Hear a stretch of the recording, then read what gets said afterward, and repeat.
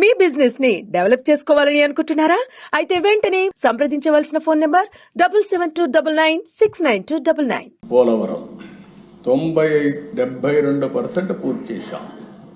అదే తెలుగుదేశం పార్టీగా నుండి పోలవరం ఈ పాటికి 2020-21కే పూర్తి ఉండేది. దాని ఫలితాలు వచ్చేటివి.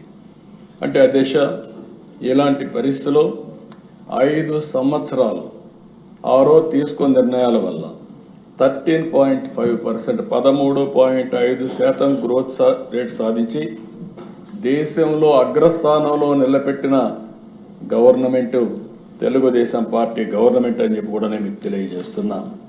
పథకాలు, పెట్టుబడులు, పాలసీలు, బెస్ట్ ప్రాక్టీసెస్ ఇవన్నీ కూడా దేశం దృష్టిని ఆకర్షించాం.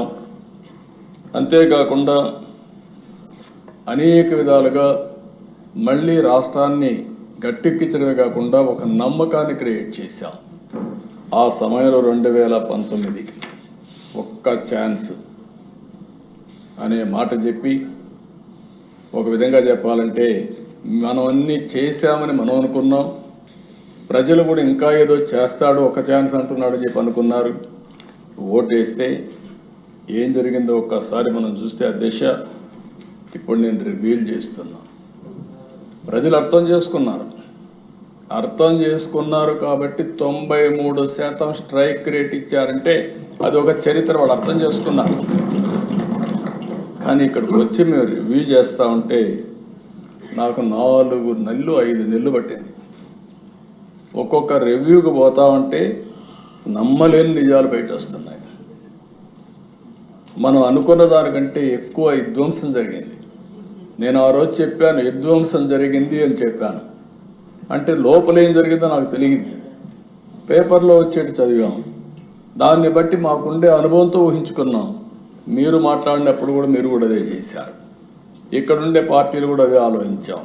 అందరం కలిసి ఆందోళన తెలియజేశాం. మనమైతే ఎక్కడికక్కడ అడిగాం, వైట్ పేపర్స్ అడిగాం. కడాన అకౌంట్స్ మనకిమ్మంటే మనకిచ్చే పరిస్థితి లేదు. గవర్నమెంట్ జీవోలు, ఆన్లైన్లో ఉండే జీవోలు కూడా పెట్టకుండా చేసే పరిస్థితికి వచ్చారు.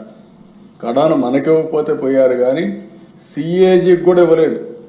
అంటే దేశ మనం ఆలోచించుకోవాల్సింది, సిఏజీ అనేది ఒక రాజ్యాంగబద్ధమైన సంస్థ.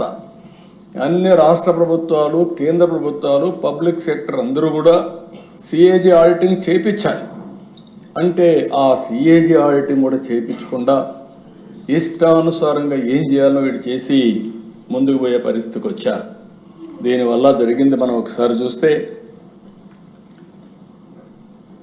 ఈ రాష్ట్రంలో విభజన వల్ల జరిగిన నష్టానికంటే ఈ 5 సంవత్సరాలు నష్టం ఎక్కువ జరిగింది. విధ్వంసం, అరాచక, అసమర్థ, చీకటి పాలనలో రాష్ట్రం 30 సంవత్సరాలు వెనక్కి పరిస్థితికి వచ్చింది. చాలామంది నన్ను అడిగారు, చాలామంది మాట్లాడినప్పుడు చెప్పారు, మీరు ఈరోజు మాట్లాడుతున్నారు అపోజిషన్లో మీటింగుల్లో 10 లక్షల కోట్లు అప్పు ఉన్నాయి, మీరు ఏ విధంగా చేయగలుగుతారన్నారు.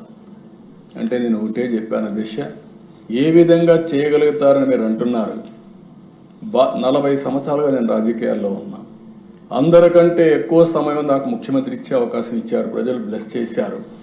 ఈరోజు ప్రజలు కష్టాల్లో ఉంటే నేను పారిపోవడానికి సిద్ధంగా లేను.